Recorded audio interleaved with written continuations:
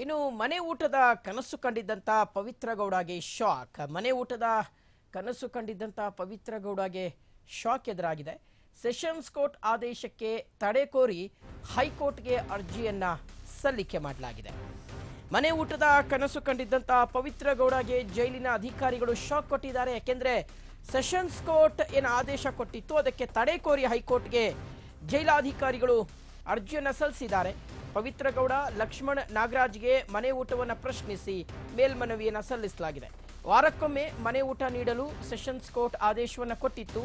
ಆದರೆ ಈಗ ಈ ಒಂದು ಆದೇಶವನ್ನು ಪ್ರಶ್ನಿಸಿ ಜೈಲಿನ ಅಧಿಕಾರಿಗಳು ಮೇಲ್ಮನವಿಯನ್ನು ಸಲ್ಲಿಸಿದ್ದಾರೆ ಹೈಕೋರ್ಟ್ಗೆ. ಕೋರ್ಟ್ ಆದೇಶವಿದ್ರೂ ಸಹ ಮನೆ ಊಟಕ್ಕೆ ಅವಕಾಶ ಕೊಡ್ತಾ ಇಲ್ಲ ಅಂತ ಹೇಳಿ ಪವಿತ್ರ ಗೌಡ ಸೇರಿದ ಹಾಗೆ ಯಾರು ಈ ಒಂದು ಅವಕಾಶವನ್ನು ಪಡ್ಕೊಂಡಿದ್ರು ಅವರು ಅಫಿಡವಿಟ್ ಅನ್ನು ಸಲ್ಲಿಸಿದ್ರು ನ್ಯಾಯಾಲಯಕ್ಕೆ. ಜೈಲಾಧಿಕಾರಿಗಳ ವಿರುದ್ಧ ನ್ಯಾಯಾಂಗ ನಿಂದನೆಯ ಅರ್ಜಿಯನ್ನು ಸಲ್ಲಿಕೆ ಮಾಡಿದ್ರು ಮೂವರು. ಇತ್ತ ಸೆಷನ್ಸ್ ಕೋರ್ಟ್ ಆದೇಶವನ್ನು ಪ್ರಶ್ನಿಸಿ ಜೈಲಾಧಿಕಾರಿಗಳು ಹೈಕೋರ್ಟ್ಗೆ ಮೇಲ್ಮನವಿ ಅರ್ಜಿಯನ್ನು ಸಲ್ಲಿಕೆ ಮಾಡಿದ್ದಾರೆ. ಕೊಲೆ ಕೇಸಿನ ಯಾವುದೇ ಆರೋಪಿಗಳಿಗೆ ಮನೆ ಊಟದ ಸೌಲಭ್ಯವಿಲ್ಲ. ಹೀಗಾಗಿ ಕೋರ್ಟ್ ಆದೇಶವನ್ನು ಪಾಲಿಸಿದ್ರೆ ಇತರೆ ಆರೋಪಿಗಳು ಸಹ ಅದನ್ನು ಕೇಳ್ತಾರೆ. ಜೈಲಿನ ಊಟಕ್ಕೆ FSSAI ಇಂದ 4 ಸ್ಟಾರ್ ರೇಟಿಂಗ್ ನೀಡಿದೆ. ಜೈಲಿನ ಊಟದ ಗುಣಮಟ್ಟದ ಬಗ್ಗೆ ಯಾರೂ ಆಕ್ಷೇಪವನ್ನು ಎತ್ತಿಲ್ಲ. ಹೀಗಾಗಿ 57ನೇ CCH ಕೋರ್ಟ್ ಆದೇಶಕ್ಕೆ ತಡೆಯಾಜ್ಞೆಯನ್ನು ನೀಡಬೇಕು ಅಂತ ಹೇಳಿ ಹೈಕೋರ್ಟ್ ಮೊರೆ ಹೋಗಿದ್ದಾರೆ ಜೈಲಾಧಿಕಾರಿಗಳು. ಶೀಘ್ರ ಕಾರಾಗೃಹ ಇಲಾಖೆಯ ಅಧಿಕಾರಿಗಳ ಅರ್ಜಿಯನ್ನು ವಿಚಾರಣೆ ನಡೆಸುವಂತ ಸಾಧ್ಯತೆ ಇದೆ.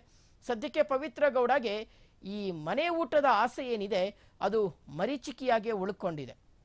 ನೋಡಿ, ತಮಗೆ ಮನೆ ಊಟ ಬೇಕು ಅಂತ ಹೇಳಿ ಸೆಷನ್ಸ್ ಕೋರ್ಟ್ಗೆ ಅರ್ಜಿಯನ್ನು ಹಾಕ್ಕೊಂಡಿದ್ರು ಪವಿತ್ರ ಗೌಡ ಅವರು.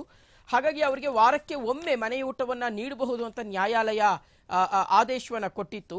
ಆದರೆ ಈಗ ಜೈಲಿನ ಅಧಿಕಾರಿಗಳು ಸೆಷನ್ಸ್ ಕೋರ್ಟ್ನ ಆದೇಶವನ್ನು ಪ್ರಶ್ನಿಸಿ ಹೈಕೋರ್ಟ್ಗೆ ಅರ್ಜಿಯನ್ನು ಸಲ್ಲಿಸಿದ್ದಾರೆ. ಕಾರಣ ಏನು ಅಂದರೆ ಯಾವುದೇ ಕೊಲೆ ಆರೋಪಿಗಳಿಗೆ ಮನೆ ಊಟದ ಅವಕಾಶ ಇಲ್ಲ, ಅವ್ರಿಗೆ ಆ ಸೌಲಭ್ಯವನ್ನು ಕೊಡಲಿಕ್ಕೆ ಸಾಧ್ಯ ಇಲ್ಲ ಅನ್ನುವಂಥದ್ದು. ಒಂದು ವೇಳೆ ಇವರು ಕೊಟ್ಟರೆ ಎಲ್ಲರೂ ಕೇಳ್ತಾರೆ ಅನ್ನೋದು ಒಂದು.